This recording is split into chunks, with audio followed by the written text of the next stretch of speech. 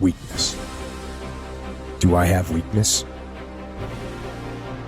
I am nothing but weakness. I'm not naturally strong or fast or flexible.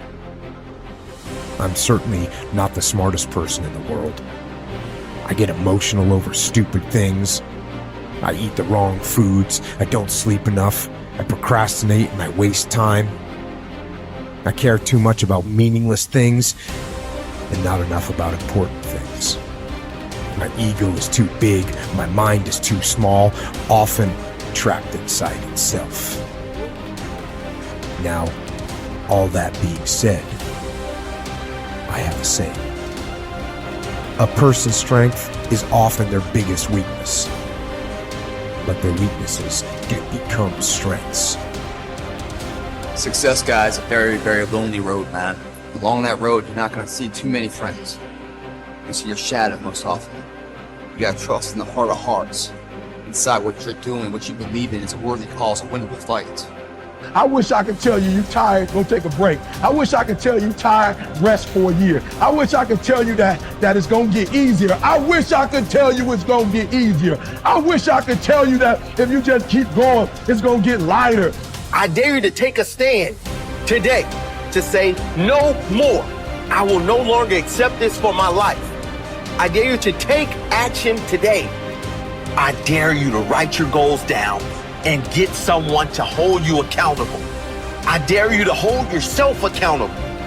I dare you to give up everything that is keeping you from your dream, to say no to all the negative influences. I dare you to pick up a book instead of a drink. I dare you to work harder than you think you did yesterday. I dare you to prove them wrong. I dare you to prove yourself right. I dare you to stand up as a man or as a strong woman, as whoever you are, and declare that you are going to claim a bigger and better life for yourself. When you get to the point where enough is enough, when you get to the point where it hurt real bad, when you get to the point when it's over, when they're tired, when they're frustrated, when they're ready to give up, when they spent their last dime, that's when they get started. But what you cannot do is you cannot quit during the process. You cannot give up because it ain't what you see. You cannot give up. Pain is there to make you better. Without struggle, there can be no victory. And let me tell you, when you've been through pain, when you've fought for where you are, you ain't gonna let anyone take away what you got. When you've earned it and paid your dues and suffered and failed, been hurt and been down, and you get back up, when pain and struggle comes to face you again, you look it in the face and stand it down. Because you've been through too much. You're too strong now. Everything that has happened to you up until this point has made you who you are. And it will continue to mold you into who you will be. How do you overcome the suffering of life? Is be a better person. That's how you do it. Well, that's hard. It takes responsibility. And I think, if you said to someone, you want to have a meaningful life? Everything you do matters. That's the definition of a meaningful life. But everything you do matters. You're going to have to carry that with you.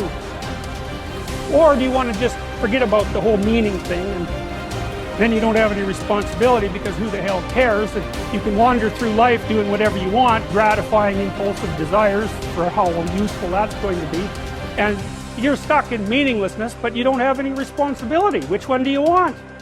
Well, ask yourself, which one are you pursuing? And you'll find very rapidly that it isn't the majority of your soul that's pursuing the whole meaning thing, because, well, look what you have to do that. You have to take on the fact that life is suffering. You have to put yourself together in the face of that. It starts with yourself, man. You gotta start diving into those things that you're afraid of. You don't gain confidence by going to the spot that makes you feel good. It's gonna be a false reality. And the second life gives you that challenge, all you want to do is go back to what made you confidence, or what gave you confidence, is that happy spot. No. What gives you confidence, what gave me confidence, was spending years at a kitchen table trying to learn how to read and write on my own. Realizing I can't learn the way you learn. I can't, but I can learn. What gives you confidence, not being afraid, is overcoming the fear. I used to stutter severely bad. So right now, I don't know how many people are going to watch this. You know what gives me confidence? Is knowing I no longer care if I sit and start stuttering again. That's what gives me confidence, is facing these things, overcoming them. And maybe not overcoming them every day, but facing them. And facing them, facing them. Pretty soon like this, oh man, this is where it's at. It's not in that comfort zone. It's in the discomfort zone is where my confidence is getting built. That's where it's getting built. But people want they want an easier answer. There has to be an easier way. It's not. I'm sorry. I searched for it my entire life. I did. I lied. I did everything. And I still felt empty. I walk around with a backpack with all my stuff in it, with no car. And I walk around the happiest person in the world. Have nothing. Happy as hell. It's because I found out the whole key to life. It's not in all that. Have to face yourself. So many people live to be 100 years old and they die miserable, having everything, because they never examine. I call it my live autopsy. You never examine this. Happiness, peace, enlightenment, it's all up here, man. It's all up here. And when I start talking like this, people are, man, I don't know. It's the truth, man. It's all up here. You just got to be willing to go and face it. And that's the hard part. Attitude is a reflection, a result of a person's will. It is incalculably powerful. It can bring about marvelous results for us, but we need to train it patiently, day by day. Now let's talk about the attitudes of people who are successful.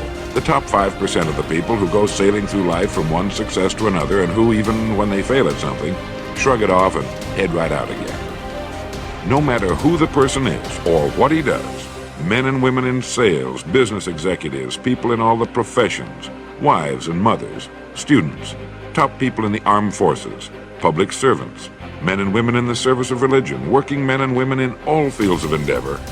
Wherever you find a person doing an outstanding job and getting outstanding results, you will find a person with the right kind of attitude. These people take the attitude toward themselves that they can accomplish what they set out to accomplish, that there's no good reason on earth why they can't be competent, successful.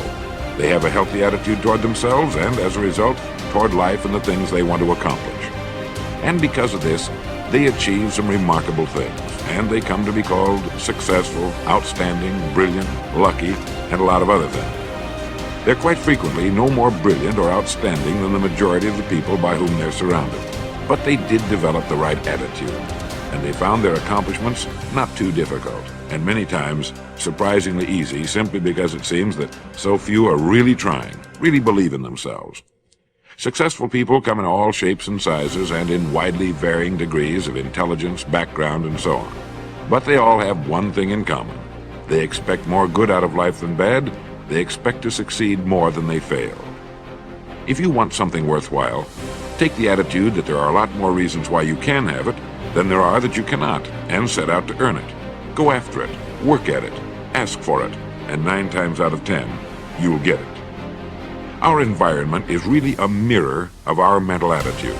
If we don't like our environment, we have to change our attitude first. Your ability and willingness to discipline yourself to accept personal responsibility for your life are essential to happiness, health, success, achievement, and personal leadership. Accepting responsibility is one of the hardest of all disciplines, but without it, no success is possible. The failure to accept responsibility and the attempt to foist responsibility for things in your life that make you unhappy onto other people, institutions, and situations completely distort cause and effect, undermine your character, weaken your resolve, and diminish your humanity. They lead to making endless excuses. There is a direct relationship between the acceptance of responsibility and the amount of personal control you feel you have over your life. This means that the more you accept responsibility, the greater sense of control you experience. There is also a direct relationship between the amount of control you feel you have and how positive you feel. The more you feel that you have a high sense of control in the important areas of your life, the more positive and happy you are in everything you do. When you accept responsibility, you feel strong, powerful, and purposeful. Accepting responsibility eliminates the negative emotions that rob you of happiness and contentment.